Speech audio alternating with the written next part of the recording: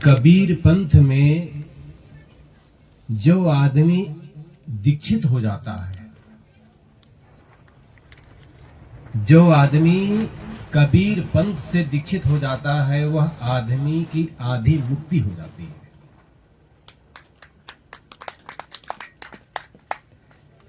आपने पूछा नहीं कि कैसे, मैं बता दूं। कबीर पंथ में आने के बाद में आपको दुनिया के जितने भी देवी देवता हैं, भुइया भवानी है, ईश्वर है, परमात्मा है, भूत है, प्रेत है, जिंद है, चुड़ैल है, मरी मशान है, तंत्र मंत्र है, ये सब से छुटकारा मिल जाता है। तो आधी मुक्ति तो हो गई। यदि हम कबीर पंथी हो करके भी देवी देवताओं में आज भी उलझे हैं, आज भी आप व्रत करते हैं, उपवास करते हैं, भूत प्रेत की बात करते हैं, जिंद चुड़ैल की बात करते हैं, यहां तक कि अपने घर के छोटे बच्चों को आप फुकवाते हैं, झड़वाते हैं, नजर लग जाती है बच्चों को, तो समझ लीजिएगा कि आप कबीर पंथ में कदम भी नहीं रखेंगे। केवल कंठी माला पहन लेने से 108 माला पहन लिया, एक माला पहन लिया, 108 माला पहन लिया, हजारी माला पहन लिया, 5000 पहन लीजिए आप, लेकिन आपके कहीं दिल में, कहीं जेहन में कहीं न कहीं अंधेला है। कबीर के अभी प्रकाश आप तक पहुंची नहीं, केवल आपको दूर से दिखाई दे रहा है कि हाँ वो बत्ती दिख रही है, वो कबीर की झोपड़ी दिख रही है, लेकिन कबीर की रोशनी आप तक नहीं आई है, आपके अंदर में प्रवेश नहीं किया है। जिस दिन आपके हृदय में कबीर का ज्ञान प्रवेश कर जाएगा, मैं गारंटी देता हूं कि आपकी ये जितनी भी मान्यताएं हैं, ये सब छिलके की तरह उतर जाएंगे। जिस प्रकार से पपीता का छिलका निकाल देते हैं आप, आम का छिलका निकाल देते हैं, इस प्रकार से छिलका की तरह उतार देंगे आप। मैं भी किसी माँ बाप का बेटा हूंगा, वहां भी चौका आरती होती थी, चौका आरती मेरे पिताजी स्वयं करते थे, मैं भी बैठता था, लेकिन देखता था कि वहां पर भी जहां कहीं ऐसे मान्यताओं से घिरे हुए लोग होते हैं, जैसे मान लीजिए कि भूत प्रेत है इनके घर में, या जिंद है, या चुड़ैल है, ऐसे मानते थे, या टूनही है, ऐसे शब्द मानते थे, वहां पर लोग जो है महंत भी स्वयं मंत्र पढ़ते थे, तब कहीं भोजन लेते थे, हमने देखा है। और हम कबीरपंथी होकर के कबीर के विचारों को नहीं समझा। कबीर के जिंदगी को, कबीर के जीवन को अगर आप देखेंगे तो आप पाएंगे कि कबीर के अंदर ये जरा भी कोई मान्यता नहीं है, वो बिल्कुल बाहर कर देते हैं। और कबीर साहब के विचार तो वो आग है जिसमें ये सब कूड़ा कचरा जलकर राख हो जाता है। और हम लोग कबीर पंथ में आए हुए आज एक दिन नहीं, 2 दिन नहीं, 1 साल नहीं, 2 साल नहीं, कई तो ऐसे हैं कि 60-70 साल हो गए, और कई तो ऐसे हैं कि पीढ़ी दर पीढ़ी चल रही कबीरपंथी, फिर भी आज भी मान्यताओं से हम घिरे हो। इस बात को समझना चाहिए। कबीर साहब के विचारों को सुनना तो बहुत दूर की बात है, हमारे अंदर में पात्रता होनी चाहिए, और पात्रता तैयार करने वाले हमारे महंत हैं, दीवान हैं, संत हैं, गुरुजन हैं, भक्त लोग हैं। और हर आदमी के अंदर में पात्रता होती है, हर आदमी योग्य होता है। किस आदमी को आप चयन करेंगे कि ये सत्संग इसके काम नहीं करेगा या इसके अंदर प्रवेश नहीं करेगा? हर आदमी के अंदर में विचार प्रवेश करता है, लेकिन वो मान्यताओं से घिरा होता है, इसलिए विचार वो नहीं पालन कर सकता। हम लोग कबीर पंथ में आए हुए न जाने कितने साल हो गए, लेकिन कईयों के घर में आज भी कबीर साहब की तस्वीर नहीं है। मैं बहुत जगह जाता हूँ, देखता हूँ, न जाने इस क्षेत्र में आए हुए तो मुझे 4 या 5 साल हो रहा है, लेकिन आ तो मैं 20 साल से 25 साल से हूं। तब मैं देखता हूं कि उनके घर में देवी देवताओं की लाइन लगी है। मैं देवी देवताओं की अवहेलना नहीं करता हूं, लेकिन कबीर साहब कबीरपंथी हो तो कबीर की तस्वीर होनी चाहिए, डॉक्टर अंबेडकर की होनी चाहिए, भगवान बुद्ध की होनी चाहिए, ज्योतिराव फुले की होनी चाहिए, सावित्रीबाई फुले की होनी चाहिए, संत रैदास की होनी चाहिए, धनी धर्मदास की होनी चाहिए, लेकिन कहां है? ये सब कोसों दूर चला गया। हमारे घर के बेटी बेटियां और छोटे छोटे बच्चे जो है जब जाते हैं मेले में, मंडई में जाते हैं, तो वहां से जो है उनके मन पसंद की तस्वीर ले आते हैं, हीरो हीरोइन की फोटो की। अब तो हीरो हीरोइन तो अब मोबाइल में आ गया है, पहले नहीं एंड्रॉइड था तो इसलिए जो है लाते थे, फिर भी आज लाते हैं। देवी देवता की तस्वीर ला लेते हैं, उसी की लोग आरती उतारते हैं, उसी की लोग पूजा करते हैं। आप जरा सोचिए, आप घर की बहू हैं, आपके आने के बाद आपकी शादी हुई, तब जो है इस घर में आप आए। अब आने के बाद में इस घर की आप देख रेख करने लग गए। आप मंदिर जाते हैं, देवालय जाते हैं, कहीं पर शालिग्राम भगवान रखा हुआ है, राम रखे हैं, कृष्ण रखे हैं, जो भी हो उनकी पूजा अर्चा करते हैं। यहां तक कि तस्वीर लगी है लाइन से, उसकी आप पूजा करते हैं, अगरबत्ती जला लेते हैं, 1-2 अगरबत्ती, और ऐसे घुमाते हुए चले जाते हैं और सब एक तरफ से प्रणाम करते हुए चले जाते हैं। लेकिन वहीं पर मकान की मेन मालकिन सास बैठी है, क्या कभी उसको आपने प्रणाम किया? क्या कभी उसके चरण छुए? जिसके चलते तुम इस घर में आई हो उसकी कोई कदर नहीं, उससे बात भी नहीं करते हैं, उससे चाय तक नहीं पूछते हैं, और जो है तस्वीर के लोग आरती कर रहे हैं, पूजा कर रहे हैं। हम सोचते हैं कि हम बहुत पढ़े लिखे हैं। कहां पढ़े लिखे? मैं एक जगह ऐसे ही सुना मैंने कि पढ़े लिखे हैं, तो क्या पढ़े लिखे का अर्थ वो दूसरे ढंग से लगा रहे थे। ये लिखा हुआ था पुस्तक में, उसको पढ़े हैं, फिर उसके बाद में उत्तर पुस्तिका में लिख दिए पढ़े लिखे। फिर एक तक कहता है कि नहीं लिखे पढ़े। इस प्रकार के लोग जो है कहा करते हैं। मैं ये कहना चाहता हूं कि हम अपने घर के माता पिता को, सास ससुर को हमने देवी देवता का रूप नहीं दिया, उसको कभी अच्छी नजर से नहीं देखी, उसके साथ में अच्छा बर्ताव नहीं किया, अपनेपन का भाव नहीं रखा। अपनेपन का भाव ये नहीं, हम ये समझते कि यही देवी है और यही देवता है, इससे बढ़कर दुनिया में कहां ढूंढने जाओगे देवी देवता? अगर घर की मां न होती, सास न होती, ससुर न होते, पतिदेव न होते, तो आप इस दुनिया में आते कहां से? और यहां आए हैं तो हमारा आपका कर्तव्य बनता है, जिस घर में रहें तो आप पहली सीढ़ी से शुरू करें, अपने घर से शुरू करें। आप स्वयं शुरू करेंगे, लेकिन अपने घर से कौन शुरू करता है? घर के अंदर की बातों को हम पड़ोसी से बताते हैं, घर के बाहर निकल जाते हैं, अब वो दीवार से बाहर से देख रही है और बाहर आप खड़े हुए हैं, बस हाँ हूं करते हुए बातचीत कर रहे हैं। अपनी सास की बातें, अपने ससुर की बातें, अपने देवरानी की बातें, अपने जेठानी की बातें, अपने नंद की बातें जो है हम उससे शेयर कर रहे हैं, हम उससे बता रहे हैं।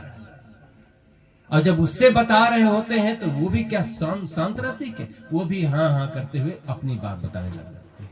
कुल मिला करके समय बर्बाद हो जाता है। अपने घर के समस्याओं को बाहर न जाने दो, अपने घर के बातों को बाहर मत बताओ। मैंने सुना है विद्वानों से कि कुआं की परछाई कुआं के बाहर नहीं जाता, कुआं की परछाई कुआं से बाहर नहीं जाता। लेकिन अफसोस की बात है कि हम लोग पढ़े लिखे हैं, हम लोग ग्रेजुएट हैं, कॉलेज किए हुए हैं, बड़े बड़े डिग्रीधारी लोग हैं, अपने को बुद्धिमान समझते हैं। इसके बावजूद भी घर की समस्या जैसे का तैसे बना हुआ है। यहां तक कि जो है घर के बेटा है, नाती है, ये जब आते हैं तो नशे की शिकार हो गए होते हैं, नशे में चूर होते हैं और ऐसे आते हैं, मुंह छुपा कर आते हैं। मैंने कई घरों में जाकर के देखा, इस दौरान जब बेटा आता है रात में शराब के नशे में, तो रात में जब आता है तो इतने समय आता है 9 बजे, 9:30 बजे, 10 बजे, 11 बजे रात में आता है। घर की मालकिन है, माँ है या बहन है, वो दरवाजा खोलती हैं तो लड़का सीधे नेत्रों से आंख मिलाकर बात नहीं करता, क्योंकि नशे का आदत हो गई, नशे की नशा उस पर हावी हो गया है। जब आदमी नशे का आदती हो जाता है तो मां से नजर नहीं मिला सकता, बहन से नजर नहीं मिला सकता, और टेढ़ी नजर करके या तिरछे रूप से जो घर के अंदर प्रवेश कर जाता है, या पर्दा लगा होता तो पर्दा के आड़ से निकल जाता है, नीचे मुंडी करके। हम अपने बच्चों को क्या शिक्षा दिए? अपने बच्चों को हमने कोई भी शिक्षा नहीं दी। कई घरों में संत आते हैं, आपके रिश्तेदार बुजुर्ग आते हैं, तो आपके जाने के बाद या कोई आ रहे हों तो आने के बाद तत्काल आपके घर के लड़के जो है सोफा पर बैठे हों, चेयर पर बैठे हों, बिस्तर पर सोए हों, अगर अस्वस्थ ना हो, कोई विशेष काम न कर रहे हों, तो उठ करके खड़े हो जानी चाहिए। ये आवभगत होता था, ये स्वागत है। ये तो आजकल तो ऐसे हैं, कोई आ रहे हो तो पैर लंबा करके एक पैर पर दूसरे पैर रखे हुए हैं और फिर भी मोबाइल देख रहे हैं। कौन आया कौन गया कोई मतलब नहीं। इतने बिजी हो गए हैं जैसे पूरे देश को अकेले चला रहा हो। इस बात को समझना चाहिए। हमने जो है बच्चों को शिक्षा तो दी लेकिन संस्कार नहीं दिया, और बिना संस्कार के शिक्षा बेकार हो जाता है, जड़ हो जाता है। हम अपने बच्चों को जब शिक्षा देते हैं तो शिक्षा से हम ये सिखाते हैं कि रुपया पैसा धन दौलत ही सब कुछ है। आपने जो है शिक्षा दी लेकिन संस्कार नहीं दिया। संस्कार ये सिखाता है कि माता पिता के सामने बेटे और बेटी को कैसे खड़े होने चाहिए, कैसे बातें करनी चाहिए, कैसे बैठने चाहिए, कैसी बातें करना। ये तो जो है बहुत दूर की बात, या तो जो है माँ बाप की कदर भी नहीं करते।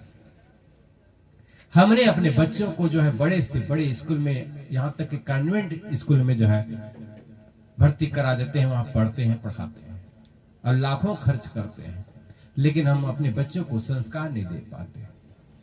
संस्कार के बिना हमारा बच्चा जो है पढ़ लिख करके बहुत आगे बढ़ जाता है, डिग्रीधारी हो जाता है, बड़े से बड़े वो पद में पहुंच जाता है, लेकिन जड़ के जड़ रहता है, वो अकड़ा हुआ पेड़ की तरह होता है। हमें चाहिए कि हमारे बच्चों को हम संस्कार दें, लेकिन संस्कार नहीं दे पाते। संस्कार जब देने की बात आती है तो मुझे एक बात याद आती है कि एक बार की बात है कि एक माँ, नई उम्र की थी माँ, जो है भजन गाया करती थी। उसके भजन में वो ताकत थी, वो दम था, उसकी ऐसी योग्यता थी कि लोग उसके बिना भजन नहीं गा पाते थे। इस प्रकार से लोग जो है उसको ले जाते थे, तो उसको लोगों ने अध्यक्ष चुन दिया। अब अध्यक्ष के होने पर ही कार्यक्रम होता था, तो जहां कहीं जाती थी योग्यता के कारण से सब जगह जाना पड़ता था। होता क्या है कि एक गोद में बच्चा था, लड़का। अब कई महीनों इस प्रकार से वो भजन गाती रही। जब गाते गाते जो है इतना प्रवीण हो गई तो लोगों ने उसको बहुत श्रेय दिया और एक नहीं कई कई जगह प्रोग्राम बनना शुरू हो गया। तो एक बार की बात है कि वो मंदिर में प्रोग्राम हो रहा था 2 दिन से, और बच्चा जो है माँ के पास आता कि माँ मुझे पेशाब लगी। बच्चा तो बच्चा है, उसको क्या पता कि मंदिर है, यहां ऐसे शब्दों का प्रयोग नहीं करनी चाहिए। माँ जो है 1 बार 2 बार 4 बार सुनती है और माँ कहती है कि बेटा ऐसा नहीं करते, गंदी बात। तो कहे कि माँ क्या कहूं? तो कहे कि जब भी तुमको बाथरूम लगे, जब भी तुमको पेशाब लगे, तो कहना कि माँ गाना गाऊंगा। क्या कहना? कि माँ गाना गाऊंगा। अब मैं समझ जाऊंगी। अब जब भी बाथरूम बच्चे को लगे, तब बच्चा आता माँ के पास, माँ गाना गाऊंगा। माँ जो है पैंटी या जो है चड्डी नीचे खिसका देता, जा करके गाना गा के चला आता। 1 बार 2 बार 4 बार, कई बार हुआ। संयोग की बात है कि रक्षाबंधन त्योहार का समय आ गया। मायके से जो है मामा जी, बच्चे के मामा जी आ गए, भाई साहब। अब आए तो उसके साथ में रक्षाबंधन के समय में चले गए, खुशी खुशी गोद में लिया, मामा घूमते रहे। नाना जी मिल गए, आ गए, नाना जी भी गोद में ले लिए। भाई एक नाती आया है, अब नाना के घर में है, तो स्वाभाविक है कि आंखों का तारा। तो जो है नाती को लेकर के नाना जी जो है घूम रहे थे, दुकान की ओर चले गए। बच्चे को खाने को मन में हुआ, उनके लिए टॉफी खरीद दिए, नड्डे खरीद दिए, जो जो खाना था सब खरीद दिए, खाने लग गए। अब खाते खाते उसको नींद आने लग गई। जब उसको नींद आने लग गई तो वहीं पर सुला दिया कंधे में, और सुला करके जो है सोचा कि चलो अब घर चलता हूं। अंधेला हो गया था, शाम का समय था, तो अंधेला हो गया था। जब अंधेला हो गया था तो जब घर पहुंचता है तो सोचता है घर में काहे ले जाऊंगा, मेरे अपने बिस्तर पर सुला देता हूं। अपने बिस्तरा में ही जो है जहां बाहर रखा हुआ था उसमें सुला दिया। अब नाती सोया हुआ है, रात के 9 बज गए, 10 बज गए, बच्चा उठने का नाम नहीं ले रहा। सब घर भर के लोग खा पी लिए। रात के नाना जी आए, वो भी सो गए अपने नाती के साथ। रात के 10 से 11 बज गए। अब 11 बजे रात के समय में वह नाती उठता है और कहता है कि नाना जी गाना गाऊंगा। नाती उठकर कहता है कि नाना जी गाना गाऊंगा। नाना जी कहने लगे कि बेटा अभी रात का समय है, 11 बजे है, अभी गाना नहीं गाते, सुबह गाते हैं। थपथपा दिया, सो गए। अब जब सो गए तो नींद थोड़ी लगने वाली है। अब प्रेशर जो बढ़ा है तो फिर थोड़ी देर बाद में 2 4 5 मिनट बाद में फिर उठ करके खड़ा हो गया। अब नाना जी सोच में पड़ गए कि क्या हुआ। लड़का खड़ा होकर के कहने लगा कि नाना जी गाना गाऊंगा, नाना जी गाना गाऊंगा। अब नाना जी सोचने लगे कि ये गाय बगैर रहेगा नहीं। तो उन्होंने जो है कान ऐसे धीरे से नीचे किया और कहा कि ले मेरे धीरे धीरे मेरे कान में गा। साथियों, ये एक छोटा सा एक दृष्टांत है। हम अपने बच्चों को यही सिखाते हैं, हम अपने बच्चों को यही सिखाते हैं, संस्कार देते हैं, कुसंस्कार। हम अपने घर के बच्चों को हमें बताना चाहिए कि बेटा दादी को प्रणाम करा, दादा को नमस्कार करा, बुआ को नमस्कार कर ले, उसके पैर छू ले, प्रणाम कर ले, ऐसे सिखाना चाहिए था। लेकिन हम खुद नहीं सीखे हैं, खूब संस्कारित नहीं है, तो हम बच्चों को कहां संस्कार दे पाएंगे। हम अपने बच्चों को संस्कार देना चाहते हैं, लेकिन स्वयं उसका पालन करना पड़ेगा। एक मानस के मर्मज्ञ छत्तीसगढ़ के थे, धमतरी जिले से साहू समाज से थे। वो बहुत ही अच्छा मानस की पंक्ति की व्याख्या करते थे। गुरुदेव जी ने पूछा कि बेटा तुम तो व्याख्या बहुत सुंदर करते हो, ऐसा लगता है कि हूबहू में हम जैसे सीरियल देख रहे हो, लेकिन ये बताओ बेटा कि क्या तुम जो है जिन पंक्तियों की तुम व्याख्या कर रहे हो, क्या उसका भी कुछ पालन करते हो? कि तुमने कहा कि प्रातः काल उठ के रघुनाथा, मात पिता गुरु नावहि माथा, क्या तुम उसका पालन करते हो? क्या तुम अपने माता पिता को प्रणाम करते हो? तो उन्होंने कहा, ईमानदारी से कहा कि गुरुजी, माता पिता के पांव छूने के लिए लाज लगती है, लज्जा आती है। अरे जहां न डोलता है न बोलता है, यहां तक कि बिल्ली टट्टी करके चली जाती है, उसको लोग प्रणाम करते हैं। और जीवित माता पिता जो है घर में उपेक्षित पड़े हुए हैं, उसके पांव छूने के लिए, उसके पास जाने के लिए जो है लज्जा आती है। अफसोस की बात है, हम जो है राम के अनुयायी कहे जाते हैं, राम की पूजा करते हैं, हिंदू कहे जाते हैं, और कहां उसकी बातों को मान रहे हैं। प्रातः काल उठ के रघुनाथा, मात पिता गुरु नावहि माथा, ये आदर्श है। लेकिन करते क्या है? प्रातः काल उठ के सब भ्राता, अब माता पिता को मार हिलाता है, माता पिता को लात मारते हैं, घर से बाहर निकाल देते हैं। जब घर में पत्नी आ जाती है तो पत्नी के साथ में एक हो जाते हैं, और अंदर ही अंदर ऐसा कौन सा मंत्र पढ़ाने लग जाती है और पढ़ने लग जाते हैं कि धीरे धीरे माता पिता से दूरियां बढ़ती चली जाती है। फिर माता पिता को एक किनारे खड़े कर देते हैं, यहां तक कि घर के किनारे फेंक देते हैं, घर के पिछवाड़े में फेंक देते हैं, और उनके साथ बहुत बुरा बर्ताव होने लग जाता है। वो बात याद आ गई मुझे कि एक घर में 4 सदस्य रहते थे।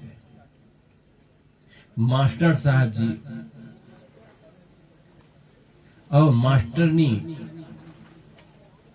और सियाने उसके पिताजी थे, बूढ़े हो गए थे।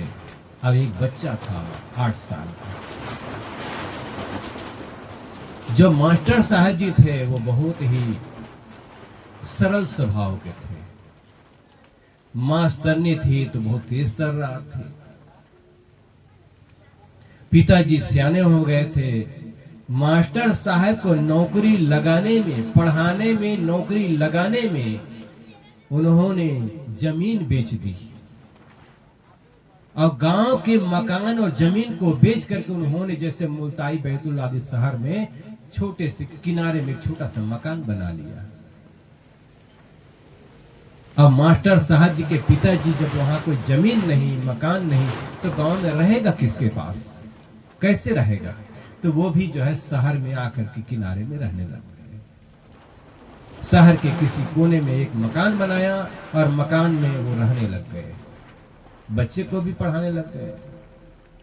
संयोग की बात है कि 1 दिन, 2 दिन, 1 महीना, 2 महीना, साल, 2 साल गुजरता चला गया। धीरे धीरे जो आदमी को खुला वातावरण मिलता है, वो आदमी को अगर शहरी वातावरण मिल जाता है तो धीरे धीरे शरीर टूटने लगता है। ये शरीर भुक्त भोगी है। ये शरीर जो है ये जो है दुबला पतला सूखा पेड़ की तरह इसलिए हो गई है क्योंकि देहात का रहने वाला और शहर में 22 साल तक गुजारा, किसी प्रकार से प्राण बचा रहा, इसलिए भाग करके खेड़ी बजा गया। बात ये है कि वो मास्टर साहब बहुत सरल स्वभाव के थे। एक दिन की बात है, मास्टर साहब जी की मास्टरनी कहती है कि सुनते हो जी, ससुर जी दरवाजे के सामने बैठे रहते हैं,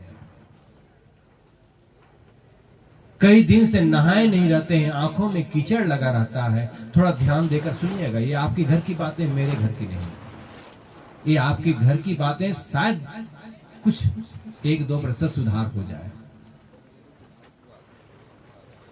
मास्टरनी कहते हैं कि सुनते हो जी, ससुर जी दरवाजे के सामने बैठे रहते हैं, मैं बार बार अंदर बाहर आती जाती हूँ तो मुझे घूंघट काटनी पड़ती है।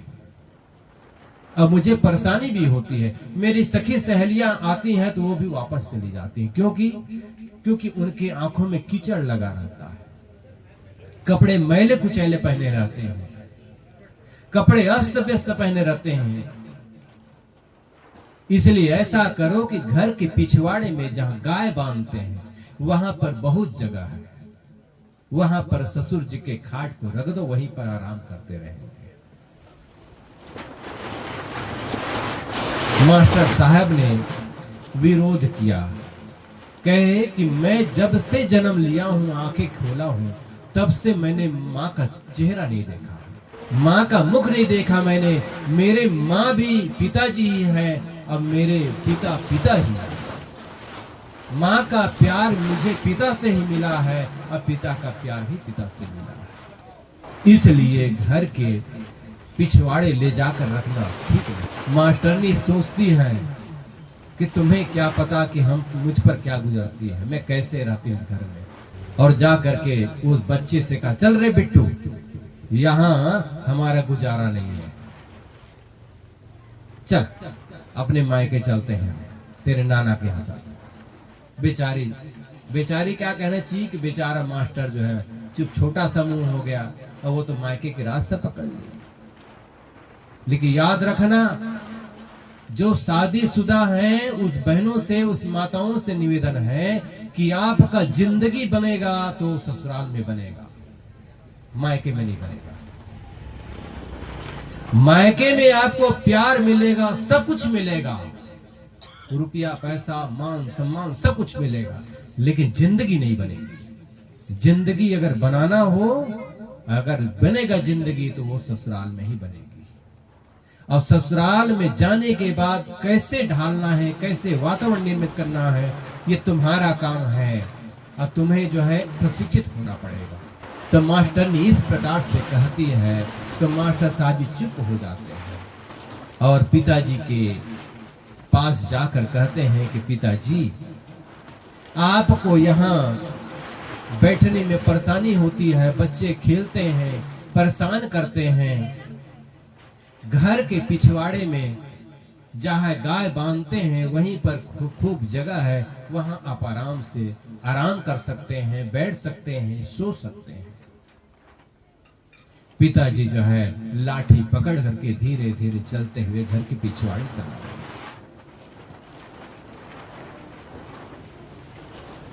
वहां पर रहने लग गए। पिताजी जो है सियाने हो गए थे और सोचने लगे कि मेरे बेटे को मैंने जमीन बेच बेच करके कमा कमा करके मैंने पढ़ाया और नौकरी लगा दी, गांव की जमीन और मकान को बेच करके शहर में मकान बना दिया, आज मेरे साथ में क्या व्यवहार हो रहा है, ये मन में सोचता रहता है। लेकिन बूढ़े की बात कौन सुनता है। होता क्या है, एक दिन बीत गया, 2 दिन बीत गया, 3 दिन बीत गया, ऐसे करते करते 1, 2, 3 महीने बीत गए। एक दिन पुनः मास्टरनी कहती है कि सुनते हो जी। कहे कि क्या है भाई। ससुर जी हमारे जब भोजन करते हैं तो दाल भात रोटी सब्जी इस प्रकार इस कदर मिला देते हैं कि मेरा तो जी नहीं करता, घिन घिन लगती है, बर्तन मांजने का जी नहीं करता। ऐसा करो कि कुम्हार के यहाँ से 1000 मिट्टी के प्याले मंगवा दो। प्याले समझते हैं, प्याले मिट्टी के प्याले मंगवा दो। अब हर दिन एक प्याले में भोजन दिया करेंगे, वहीं पर पास में भूरे वहां फेंक देंगे। अब क्या था, पहली दफा जब कहा गया तो बात तो स्वीकार हुई नहीं, मौन समर्थन करना पड़ा, समझौता करना पड़ा। दूसरी बार भी कहे तो खाली हाथ जाने वाली है, चुप हो गया। कुम्हार जो है मिट्टी का पात्र लेकर के पहुंच गया। पहले दिन मिट्टी का बर्तन जब आया, घर के पिछवाड़े में जहाँ गाय बांधते हैं, गाय पेशाब करती है, गोबर करती है, मक्खियां भिन भिन आती हैं, पास में घूर है जहाँ कचरा फेंकते हैं, वहां से बदबू ही बदबू, मक्खी परेशान कर रहे, मच्छर परेशान कर रहे हैं। किसी प्रकार से जो है बेड़ा बूढ़ा जो है गुजर बसर कर रहा है। आज इस प्रकार की आवाज मिट्टी के बर्तन में, थाली में, आज उसके लिए दाल भात रोटी सब्जी उसके लिए आया हुआ है।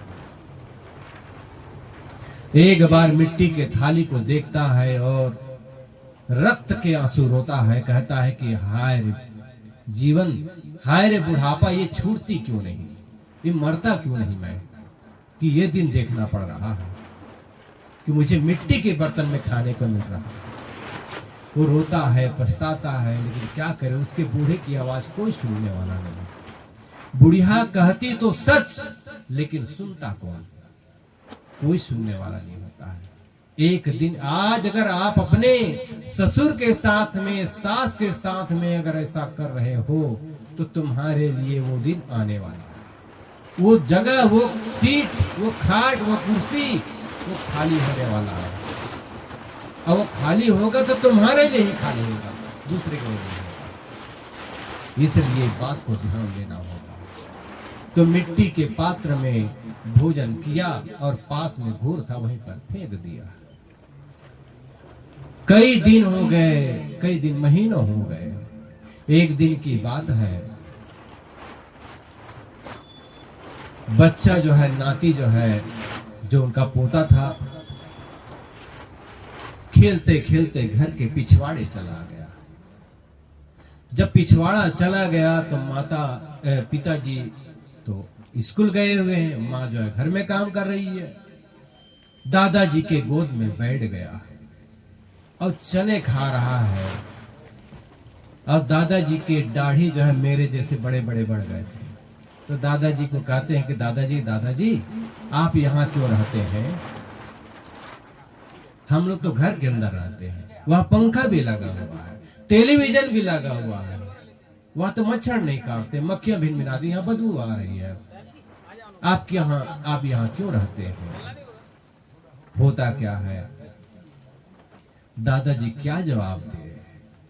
दादाजी के आंखों से आंसू टपक पड़ता है।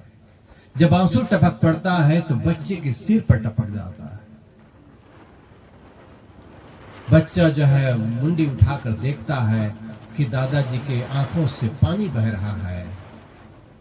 तो दादाजी को बच्चे ने, पोते ने कहा कि दादाजी आप रो रहे हैं?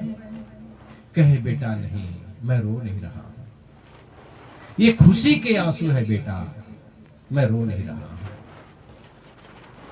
अब उसके दुख दर्द को आप समझ सकते हैं, मैं भी समझ सकता हूं, जिनको जिनको ये है सभी समझ सकते हैं। तो होता क्या है कि दादाजी जो है आंसू पोंछ लेते हैं और घर का वो पोता है वो चला जाता है। मन ही मन सोच रहा है, उसके अंदर में ये बातें चल रही हैं कि दादाजी को घर के पिछवाड़े क्यों रखा गया और इस प्रकार से जो है उसको मिट्टी के बर्तन में क्यों दिया जाता है। हम तो थाली में भोजन करते हैं और हम अच्छे ढंग से बैठ के भोजन करते हैं, उनको ऐसा क्यों दिया जाता है? धीरे धीरे धीरे धीरे उनके बात में समझ में आने लगे। तीसरे दिन की बात है, वो स्कूल से आता है शाम के 4 बजे और आ करके सीधे वो घर के पिछवाड़े चला जाता है दादाजी के पास और जा करके वो जो घूर में बैठता है, थोड़ा ध्यान दीजिएगा, पास में चला जाता है और वहीं पर घूर पर चढ़ जाता है और घूर में चढ़ करके मिट्टी के प्याली में जो चावल के कुछ जूठे चिपके हुए हैं उसको झड़ाता है, उसको साफ करके रखता है, फिर दूसरा उठाता है, उसको भी साफ करता है, फिर उसके ऊपर रखता है। ऐसे रखते रखते जो है 4-5 रखा एक दूसरे के ऊपर रखते रखते रख करके वो ले करके घर को आ रहे थे।